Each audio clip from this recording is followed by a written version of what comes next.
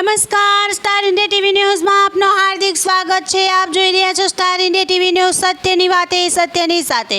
દાહોદ નગરપાલિકાના કામદારો તેમની માંગણીઓને લઈને ચાલી રહેલી હડતાલનો સુખદ અંત। દાહોદ નગરપાલિકાના સફાઈ કામદારોની તેમની માંગણીઓને લઈને છેલ્લા ઘણા સમયથી ચાલી રહેલી હડતાલનો આજે સુખદ અંત આવ્યો।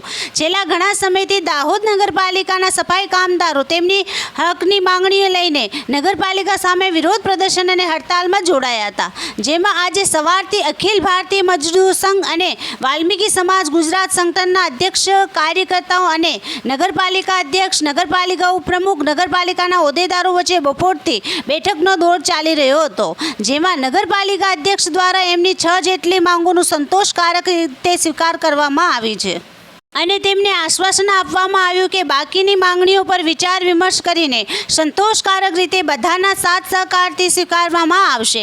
લાંબા સમયથી પોતાના હકની માંગણીઓને સ્વીકારી લેતા સફાઈ કામદારોમાં ખુશીની લહેર વ્યાપી હતી। અખિલ ભારતીય મજદૂર સંઘ અને વાલ્મીકી સમાજ ગુજરાત સંગઠનના કાર્યકર્તાઓ તથા દાહોદના મજદૂર કામદાર ભાઈઓએ દાહોદ નગરપાલિકા અધ્યક્ષ, ઉપપ્રમુખ અને હોદ્દેદારોએ એકબીજાને મીઠાઈ ખવડાવીને પોતાની ખુશી વ્યક્ત કરી। આમ લાંબા સમયથી ચાલી રહી સફાઈ કામદારોની હડતાલનો સુખદ અંત આવ્યો। Star India TV news Dahod reporter Kishor Singh Solanki, જિલ્લા દાહોદ।